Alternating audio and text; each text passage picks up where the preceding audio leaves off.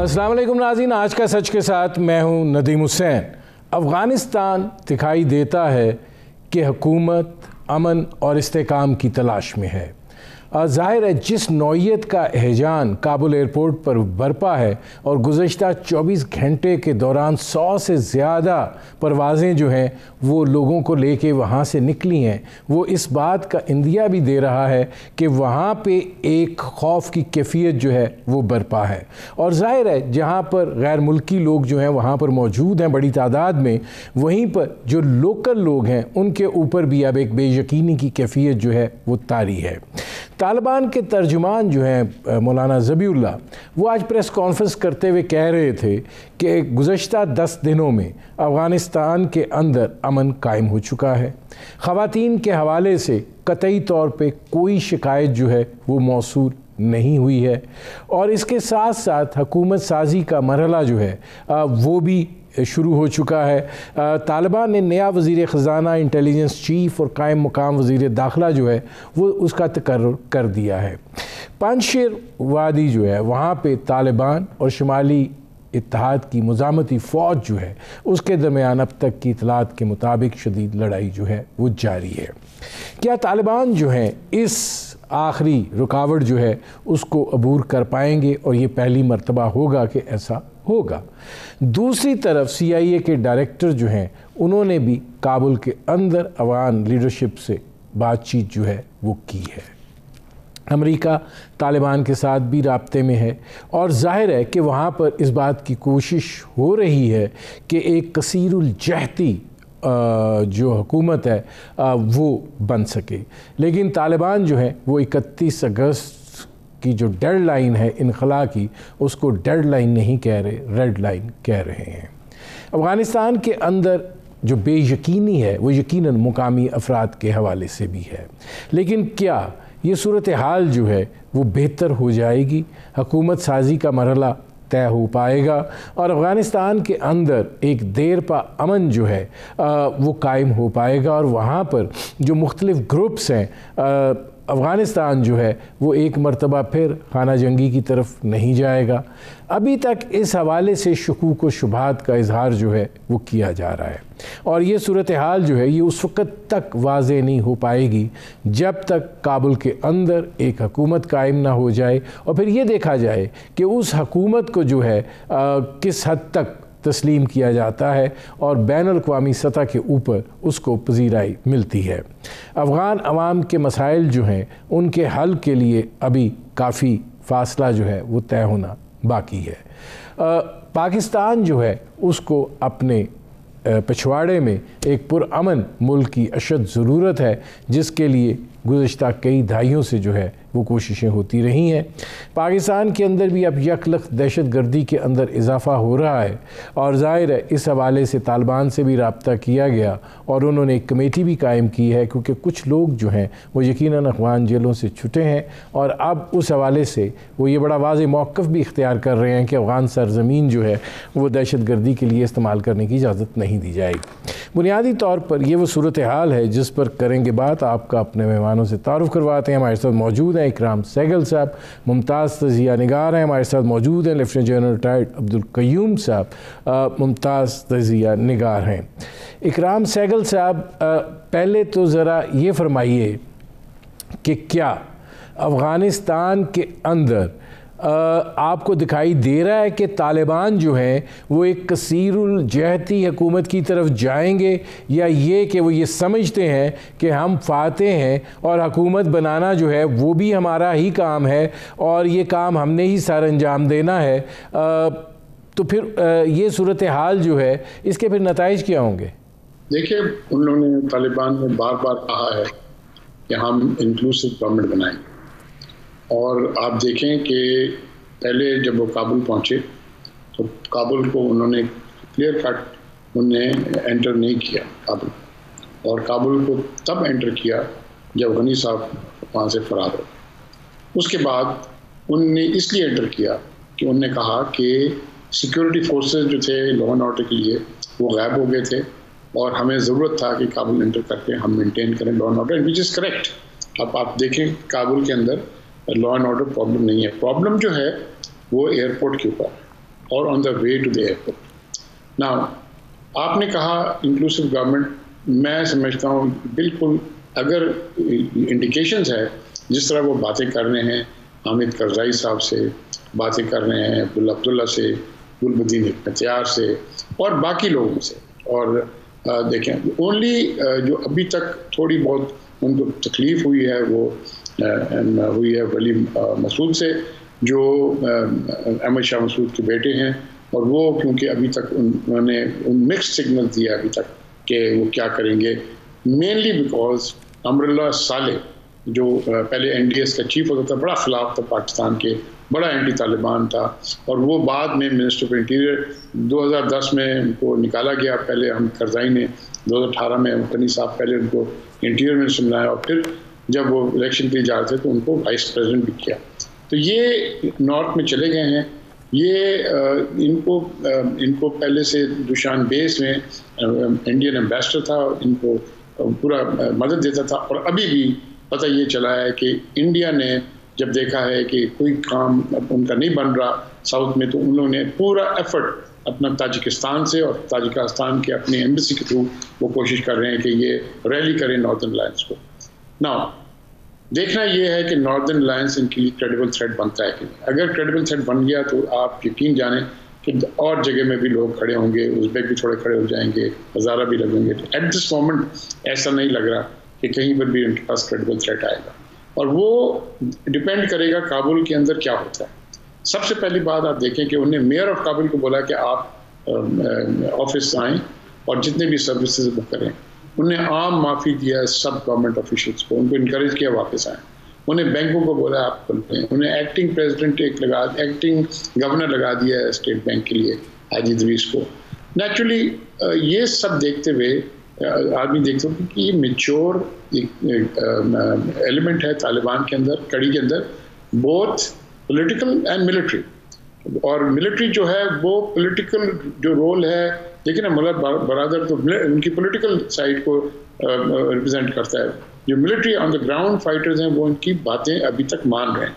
ये जो प्रोपेगेंडा कर रहे हैं वेस्ट के, जी डोर टू डोर जा रहे हैं, सर्च कर रहे हैं, ये इसमें कोई सदाकत नहीं हो सकता है। मैं इकराम सहगल साहब आता हूँ। अब इसमें जनरल साहब ये फरमाइएगा कि इकराम सहगल साहब ने भी इस चीज़ की निशानदेही की है कि अगर शुमाली जो मुज़ामती फ़ौज है, अहमद मसूद अगर एक ऐसी मुज़ाहमत ले आते हैं, और ज़ाहिर है अमरुल्लाह साले भी वहाँ पर हैं, और भारत जो है वो मज़ीद अकब से ताजिकिस्तान की तरफ से अपनी एम्बेसी और फिर उनकी वहाँ पे मौजूद प्रेजेंस भी है, तो अगर ऐसी सूरत हाल दरपेश होती है तो फिर तो मामला खाना जंगी की तरफ चले जाएगा। आप इसको स्ट्रेटजिकली कैसे देख रहे हैं कि क्या ये सूरत हाल उस जानब जाएगी? देखिए नदीम, मैं पहले ये कहना चाहता हूँ कि ये जो तालिबान का कम बैक है ना, ये इस तारीख का और इस सदी का, मैं ये कहता हूँ हालिया तारीख और इस सदी का एक बहुत बड़ा वाक़या है जो कि सदियों तक रेफर होता रहेगा। अच्छा, अभी चूंकि इसके अंदर एक ट्रांजिशन हो रही है और वो अनएक्सपेक्टेडली बड़ी स्विफ्ट और क्विक हुई है, तो इसके अंदर ट्रेमर तो आएंगे फॉर श्योर। ये इस तरह नहीं होगा जो लोग इधर से भागे हैं या जो छोड़ के चले जा रहे हैं, और इंडिया भी उसमें शामिल है, अमेरिका, नेटो की फोर्सेस, वो इसको डाइजेस्ट तो नहीं कर रहे ना, उनकी अपनी खुशी तो नहीं है, बिकॉज उनके लिए तो अजीमत है। यहां तक कहा जा रहा है कि ये एक्चुअली एंड है ऑफ अमेरिकन सेंचुरी का और ये बिगिनिंग है एशियन सेंचुरी की। तो ये स्ट्रेटेजिक लेवल के ऊपर एक बहुत बड़ी चेंज है। तो देयरफॉर ये छोटे मोटे इरिटेंट्स आएंगे, बट अगर अमेरिका अफगानिस्तान में बैठ के with NATO support and Indian support and सारी इंटेलिजेंस की सपोर्ट के बावजूद सिचुएशन को ओवरकम हैंडल नहीं कर सका, तो पंजशीर वैली वाला तो एक स्मॉल इरिटेंट होगा। I have no doubt in my mind कि वो अपना कोई बूटी मांगते होंगे। ये वहां वॉर लॉर्ड्स का यही होता है, कितना पैसा चाहिए, क्या चाहिए। तो अभी चूंकि ये जो मौजूदा तालिबान की लीडरशिप है, ये सिर्फ they have not mastered art of guerrilla warfare, they have also been initiated in the diplomatic art of diplomacy में, और अभी तक इन्होंने अपने कार्ड बड़े अच्छे और खूबसूरत खेले हैं। अभी भी जो इनका हालिया बयान है कि ये डेड लाइन नहीं, ये रेड लाइन है, और हम उस वक्त तक हुकूमत नहीं बनाएंगे जब तक कि अमेरिका यहाँ से निकलता नहीं है, ये बड़ा एक करेजियस और बड़ा ही एक स्टेट्समैनली ये इनका स्टांस है। और दैट इज द रीजन कि अभी हुकूमत बनी नहीं है। अमेरिकन फोर्सेस निकलेंगी 31 अगस्त तक, और अब इन तालिबान के हाथ में आएगा तो इनकी पहली प्रायोरिटी यही होनी चाहिए कि हुकूमत बनाएं, जो राजी होता है उसको तो शामिल करें, बाकियों के साथ एफर्ट करें। अगर तालिबान को प्रोवोकेटिव स्टेप्स नहीं लेते अगेंस्ट वेमेन या अपने जो मुखालफ हैं उनके, या जो बाहर के लोग अभी तक उधर हैं, तो आई एम श्योर कि इनको प्रॉब्लम कोई नहीं होगा। सिर्फ इनको ये सोचना होगा कि they will have to walk the talk. अभी तक जो कुछ कहा है उसका अमली मुजाहरा भी होना चाहिए, और आई एम श्योर वो होगा तो ठीक होगी। जो पैनिक काबुल एयरपोर्ट पे है, ये ज्यादातर वो लोग हैं जो बैरूनी लोग थे यहाँ और सपोर्ट कर रहे थे, क्योंकि बहुत से लोग होते हैं कंट्री के अंदर जहां 30-40 नेशंस और अमेरिका और contractors and all that. In addition to that जो लोग बहुत डर्टी गेम खेलते रहे अफगानिस्तान में, जो अफगानी थे खुद, जो इंडिया के हाथों में खेलते रहे, जो टीटीपी बनाते रहे, जो तालिबान के खिलाफ करते रहे, उनको तो वैसे ही डर है ना। आल्दो ये कह रहे हैं हमने सबको माफ कर दिया, हम कुछ नहीं कहेंगे, इवन जो है वो गनी भी वापस आ जाए तो अशरफ गनी को भी हम माफ करते हैं, ये तो ये कह रहे हैं। And I am sure they mean that, because अभी अगर आगे चलना है एक अफगानिस्तान ने जो लैंड लॉक्ड है, जिसकी ट्रांजिट ट्रेड पाकिस्तान के थ्रू है, जिसकी 90% इकोनॉमी फॉरेन एड के ऊपर है, तो उसके अंदर बहुत कुछ होना है। ठीक है जनरल साहब, मैं आता हूँ। नाज़रीन, हमारी गुफ्तगू जारी है, एक मुख्तसर से कमर्शियल ब्रेक का वक्त हुआ है, मिलते हैं इस वक्फे के बाद।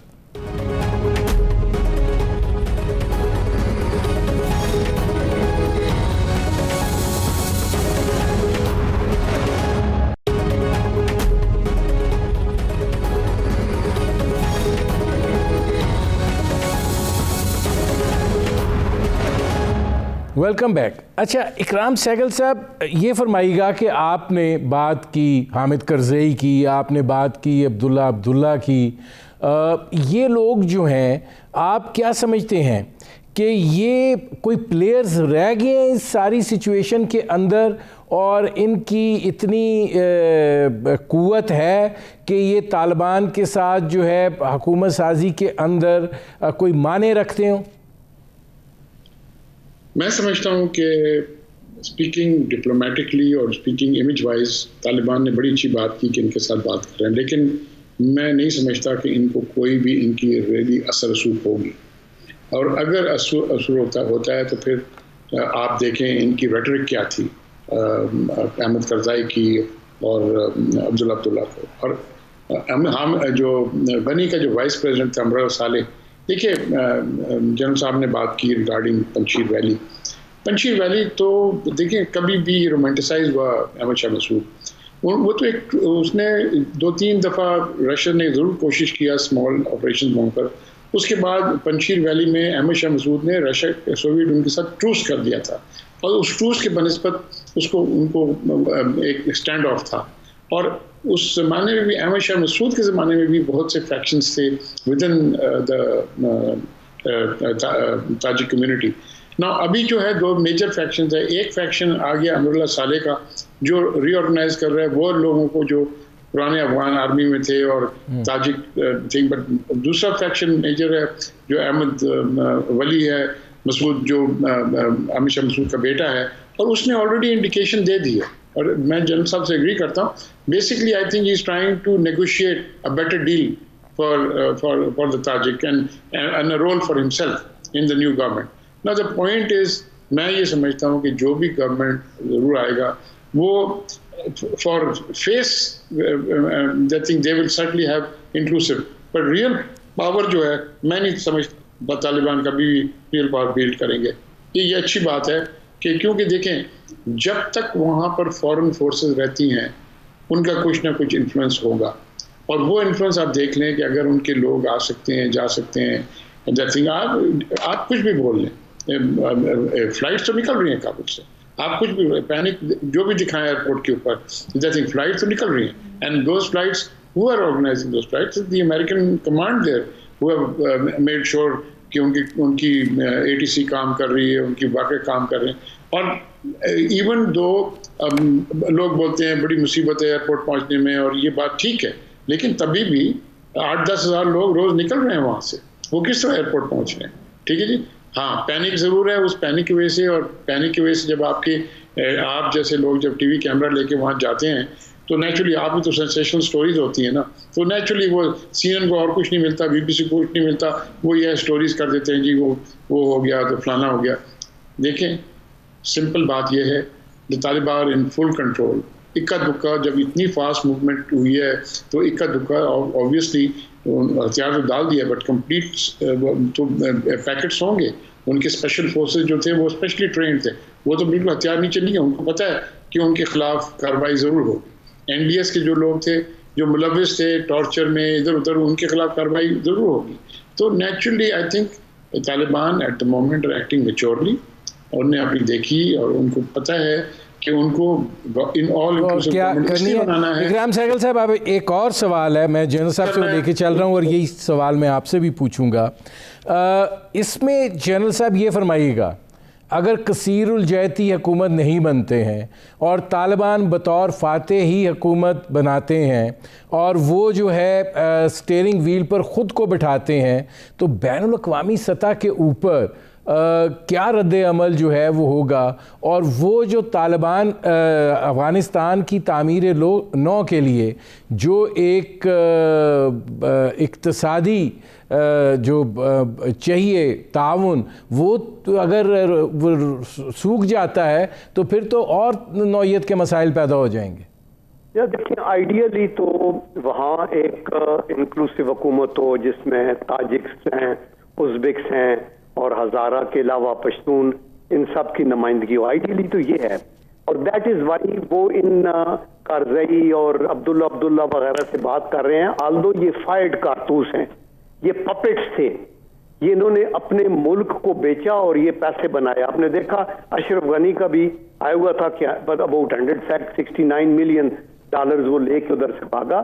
इनकी अपनी कोई हैसियत नहीं है, लेकिन तालिबान की ये नीड है चूंकि बैरूनी दुनिया को भी एक उन्होंने शो करना है, तो दैट इज वाई वो इनके पीछे। तो at the end of the day I am sure कि वो इनको शामिल कर लेंगे। दूसरी बात यह है कि देखिए, पिछली दफा और इस दफा में फर्क ये है कि नॉर्दर्न अलायंस की बैक के ऊपर फुल्ली ईरान भी था और इंडिया भी उनके थ्रू उधर इफेक्टिव था, और रशिया भी जो था वो भी। अभी तो ईरान के अंदर चीन ने $400 बिलियन की इन्वेस्टमेंट की है और चाबहार से इंडिया की छुट्टी कराई है। सिमिलरली रशिया जो है वो फेवरेबली डिस्पोज्ड है टुवर्ड्स तालिबान। चाइना की भी उनके साथ सपोर्ट है, और इसलिए आई एम श्योर के अभी ये बड़ा मसला नहीं रहेगा। लेकिन ये जो डिप्लोमेसी या इंटरनल पॉलिटिक्स कर रहे हैं Taliban, I think that is very good. और इन लोगों को अगर इन्होंने अफगानिस्तान के अंदर रहना है कारज़ई वगैरह ने, तो I am sure they will agree कि जी इनकी नुमाइंदगी उसमें हो। अगर ये कुछ भी ना हो सका और इसमें या पार्शियल कामयाबी हुई, तो इवन देन तालिबान फाते हैं, वो अपने तौर पे एक हुकूमत बनाएंगे। उसके बाद उनकी पब्लिक पजीराई का दारोमदार इस पे होगा ना। एक्सक्लूसिव इंक्लूसिव हुकूमत हो तो वेरी गुड, लेकिन मोर देन दैट इज कि जो वो कह रहे हैं कि हम सबके राइट्स होंगे, ह्यूमन राइट्स का ख्याल रखेंगे, हम विमेन के राइट्स जो है वो होंगे, उनकी नुमाइंदगी दी जाएगी। लास्ट टाइम तो उन्होंने लगते हाथ ही वो स्टैचू जाके गिराए जो कि अन इस्लामिक भी था टोटली। और अभी आई एम श्योर कि ये मुल्ला ब्रादर और इनके साथ जो लोग हैं, अभी तो ये अंग्रेजी भी बोल रहे हैं, प्रेस कॉन्फ्रेंसेस भी बड़ी मैच्योर कर रहे हैं, बड़े सोच के जवाब देते हैं, कोई लूज बॉल नहीं फेंक रहे। तो I think we should hope for the best. मैं जनरल साहब आता हूँ अब इसमें। इकराम सहगल साहब ये फरमाइएगा कि जाहिर है कि चाहे गुलबदीन हिकमत यार हों, हामिद करज़ई हों, अब्दुल्ला हों या बाकी वहाँ पे लोग हों, बुनियादी तौर पर वो एक उस सिस्टम का हिस्सा थे जिस सिस्टम के साथ तालिबान लड़ रहे थे, और उनके साथ वहाँ पर मौजूद और बहुत से लोग भी जो हैं वो उसी सिस्टम का हिस्सा थे। जब हम कसीरुल जहती हुकूमत की बात करते हैं तो आपको लगता है कि ये कामयाबी हो सकती है इस सूरत हाल में, जबकि तालिबान को भी बेतहाशा शकूक व शुबहात हों, जो भी इस वक्त मौजूदा वहाँ पर लीडरशिप अवेलेबल है मुख्तलिफ नस्ली या ज़ुबान बोलने वाले लोगों की?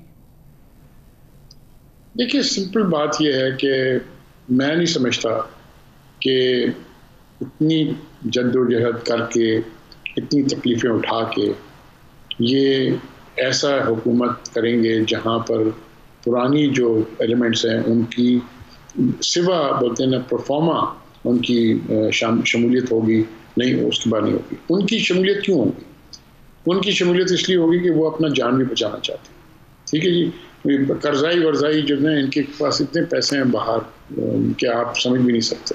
ठीक है, दुबई शुबई आप चले जाएं, और जिस तरह जम साहब ने भी इंडिकेट किया, बनी साहब भी पैसे लेके भागे। अमरुल्लाह साले जो था ये वाइस प्रेसिडेंट, ये भी बोलते हैं कि ट्रक लोड्स ऑफ कैश लेके उस ताजिकिस्तान गया। तो नेचुरली इनके पास ये नहीं है कि Taliban will be all forgiving. अभी कुछ भी बोलें, मैं नहीं समझता कि इससे करेंगे कि जो कुछ भी बोलें, जो इनके लोअर फाइटर्स हैं जिन्होंने जद्दोजहद अंदर लड़ी है, जिन्होंने तकलीफ़ें उठाई हैं, जिनके ऊपर टॉर्चर हुआ है, जिनके ऊपर मारा गया है, जिनकी एग्जीक्यूशंस हुई हैं, वो आपको ऐसे फॉरगिव कर देंगे? ये इट्स नॉट ह्यूमनली पॉसिबल। ठीक है ना जी? तो मैं समझता हूँ कि ठीक है, for purposes of this thing they will like it. Because देखिए, मैं एक बात आपको प्रेडिक्ट कर देता हूँ कि जो भी हुकूमत बनती है ना, सब रिकगनाइज करेंगे। मे बी इक्का दुक्का बड़े नहीं रिकगनाइज करे for their face saving purposes, US ना रिकगनाइज करे, यूके ना करे, बट बाकी मैं आपको लिख के देता हूँ कि बाकी जितने भी हैं रिकगनाइज करेंगे, बिकॉज उनका अपना इंटरेस्ट है to keep the thing alive. It's a different Taliban that they are engaging with today in 2021, जो 2001 में जिस तरह एंगेज कर रहे थे, उनके साथ आसमान ज़मीन का फ़र्क है। और ये तो जब दोहा की राउंड शुरू हुई तो टैसिटली तो यूनाइटेड स्टेट ने उनको रिकगनाइज कर दिया था। अगर उनको रिकगनाइज नहीं करते तो वो अफगान गवर्नमेंट को पहले दिन से इंक्लूसिव करते। इन्होंने तो इंक्लूसिव गवर्नमेंट नहीं बोला था, ये तो इन्हें पहले ही बता दिया था वहाँ पर कि जी हमें शमूलियत नहीं चाहिए। इन दी एंड उन्होंने in order to facilitate the quick US withdrawal they did that. Now जन साहब ने कहा रेड लाइन डेड लाइन, ये देखें, मैं समझता हूँ कि ऐसा टाइम नहीं है कि आप यूनाइटेड स्टेट्स अपने लोगों को वहाँ से निकाल रही है, जो फॉरेन नेशनल उनको निकाल रही है, जो वहाँ से जाना चाहते हैं उनको जाने दें। हाँ, आप समझते हैं तालिबान जो लोग उनके लिस्ट पर हैं वो उनको जाने देंगे? कभी नहीं जाने देंगे। मैं इकराम सहगल से बात हूँ, मुझे एक ब्रेक लेना पड़ रहा है। नाज़रीन, हमारी गुफ्तगू जारी है, एक मुख्तसर से कमर्शियल ब्रेक का वक्त हुआ है, मिलते हैं इस वक्फे के बाद।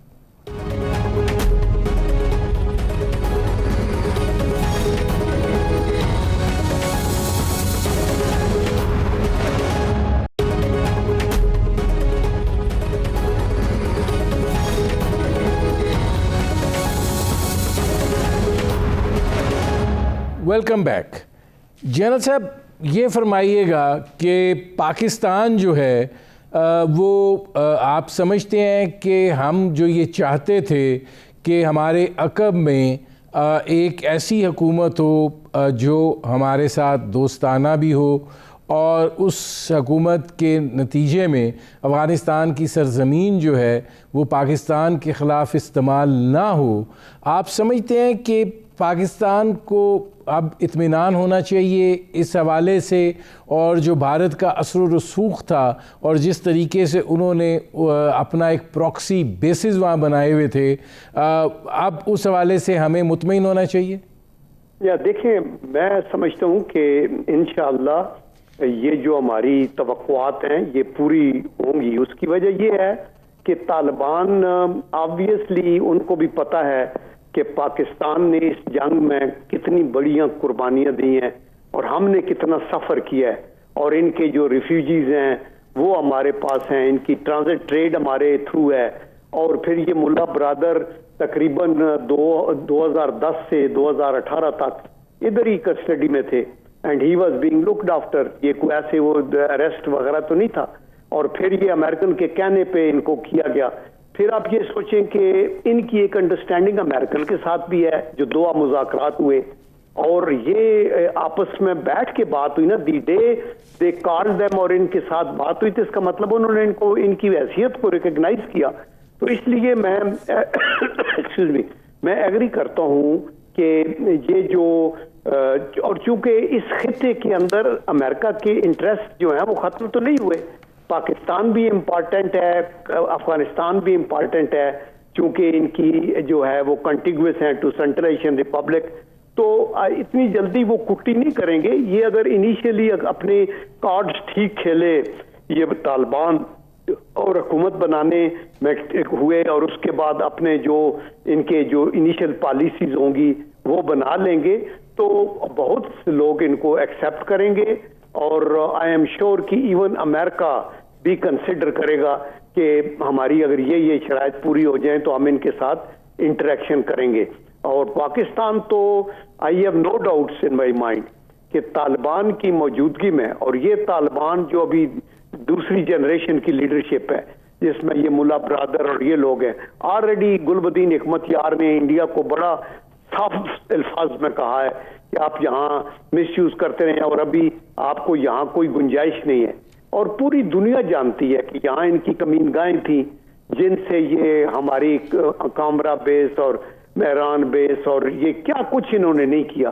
तो अभी आई थिंक कि उनको ना सिर्फ ये, मैं तवक्को करता हूं कि अगर हम भी अपना इनके साथ अंगेज ठीक रहे और अपनी पॉलिटिकल साइड पे ठीक अपने कार्ड्स खेले, तो हमें तो ये कहना चाहिए कि ये जो लोग इन्वॉल्व थे टीटीपी के वो अरेस्ट करके हमारे हवाले किए जाए, ताकि फिर पता चले कि इंडिया की इन्वॉल्वमेंट कहाँ तक की।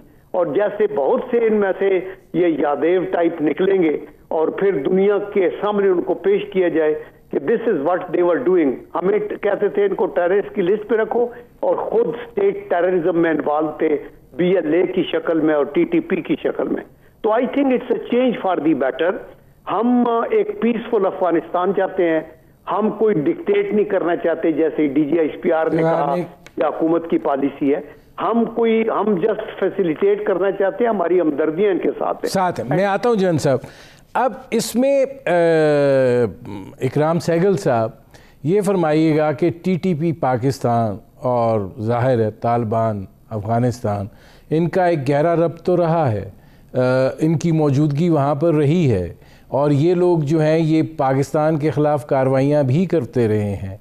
आपको लगता है कि जो तालिबान ने कमेटी कायम की है उसके नतीजे में ये जो पाकिस्तान चाहता है कि वो लोग जो इन कार्रवाइयों में मुलव्विस थे उनको पाकिस्तान के हवाले किया जाए और उनके वहाँ से बेस कैंप्स जो हैं उनको उखाड़ा जाए, ये मुमकिन होगा?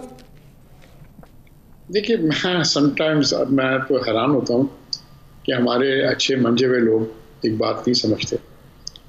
ये जो तालिबान फाइटर्स हैं अभी जो उनकी हार्ड कोर है, आप भूल गए हैं कि इनकी रिक्रूटमेंट एटलीस्ट 20 to 30% हमारे पश्तून एरिया से होती थी।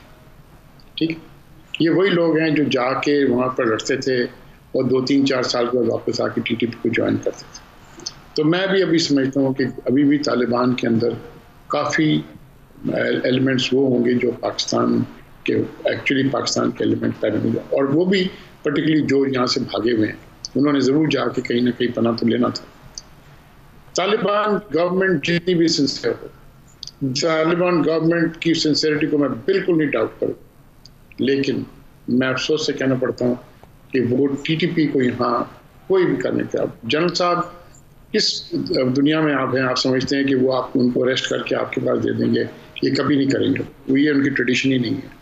अच्छा, दूसरी बात ये, हमें प्लान करना चाहिए, हमें होप करना चाहिए बेस्ट के लिए, लेकिन प्लान करना चाहिए फॉर द बेस्ट। और हमें स्टेप्स लेनी चाहिए अभी कि ये हमें, क्योंकि हमने नेशनल एक्शन प्लान में हमने फुली इम्प्लीमेंट कभी नहीं किया। हमने एक जब हमने मैनेज किया तो हमने बड़ा समझा कि जी हो गया। अब देखें इक्का दुक्का जो हो रहा है ये ज़्यादा होंगे, क्योंकि TTP की जो सेल्स थे वो कम्प्लीटली रेडिकेट नहीं हुए पाकिस्तान के अंदर, और वो नेचुरली रिकवर, और सिंपैथी तो है। आप जाके देख लें, कभी कभी जब ये निज़ाम आई थी, एक तारीख चल गई थी, दूसरी तारीख चल गई थी, सिंपैथी तो उनके लिए होगी और वो नेचुरली उसको एक्सप्लॉइट करेंगे। और वो एक्सप्लॉइट करने के लिए बहुत हैं, वो कोई भी इस सरहदों के पार नहीं, अंदर भी आपके पास इतनी एलिमेंट्स हैं। फिफ्थ कॉलम में आपके पास है, आप मीडिया के अंदर खुद चले जाएं, मीडिया के अंदर उनकी बातें सुन लें, आपको हैरानगी होगी कि क्या क्या बातें लोग करते रहें। एंटी आप एंटी गवर्नमेंट तो करते ही करते हैं लोग, वो जब करते हैं, बट एंटी स्टेट करना और जब आप फौज को अटैक करते हैं तो आप ये एंटी स्टेट की बातें करते हैं। देखिए, मैं खुल के बोलता हूँ कि हमें अपनी होमलैंड सिक्योरिटी को टाइटन करना चाहिए, हमें एनहांस करना चाहिए। मैं समझता हूँ, मैंने कल भी बोला था, खुल के बोला था कि भाई आप रिटायरमेंट फौज से आप बंद कर दें 2 साल के लिए, और जितने भी लोग रिटायर होते हैं right from officers down to man, उनको आप होमलैंड सिक्योरिटी की तरफ आप डबल करें, आपकी फ्रंटियर कोर को आप डबल करें, आपके रेंजर्स को, टू मेक श्योर कि ये आपकी जो बॉर्डर्स वहाँ पर एरियाज वहाँ स्ट्रेंथन हो जाए और आपको आर्मी को डिसएंगेज, जो आर्मी अपना काम करे जो करता है। ये army has had a long elongated thing. आपके पास सिविल आर्म फोर्सेस को आपको डेवलप करना चाहिए। इकराम सहगल साहब, मेरे पास आखिरी 1 मिनट है। जनरल साहब, इकराम सहगल साहब ने जो बात की है, आप क्या कहते हैं? नहीं, बिल्कुल ठीक है। देखें, मैं इनसे ये तो एग्री करता हूँ कि शायद ये मुश्किल हो कि किसी को अरेस्ट करके इधर भेजेंगे वो, लेकिन आपकी अपनी तौर पे डिमांड्स ये ज़रूर होनी चाहिए। और मेरे ख्याल में हर लीडर ने तालिबान के लिए ये कहा है कि हम अपनी सरजमीन को किसी मुल्क के खिलाफ इस्तेमाल नहीं होने देंगे। तो आई एम श्योर कि अभी ये जो एरिया है ना, कंटिग्यूस टू आवर बॉर्डर और ट्राइबल बेल्ट के, यहाँ इनके बड़े बड़े कैंप हैं और यहाँ से ये वजीरिस्तान और साउथ वजीरिस्तान और आगे पीछे ये प्रॉब्लम करते रहे हैं। हमारी फेंसिंग के बावजूद ये फेंस को काट के मुल्क के अंदर आते हैं। तो इसलिए इसमें तो कोई दो राय नहीं है कि हमें अपने सिक्योरिटी सिस्टम को बीफ अप करना बड़ा जरूरी है। हमें मुल्क के अंदर अपनी यकजहती को ज्यादा मजबूत करने की जरूरत है। हमें अपनी इकानमी को बेहतर करने की जरूरत है, क्योंकि एक स्ट्रांग पाकिस्तान ही जो है वो अपने व्यूज को बैनुल अक़वामी सतह के ऊपर जोरदार तरीके से हाईलाइट कर सकता है। जनरल साहब, मेरे प्रोग्राम का वक्त ख़त्म हो रहा है। बहुत शुक्रिया इकराम सहगल साहब, बहुत शुक्रिया जनरल क़य्यूम साहब। नाज़रीन, आपने हमारे पैनल के शुरका की गुफ्तगू सुनी। अब तक के लिए इतना ही, इजाज़त दीजिए। अल्लाह हाफ़िज़।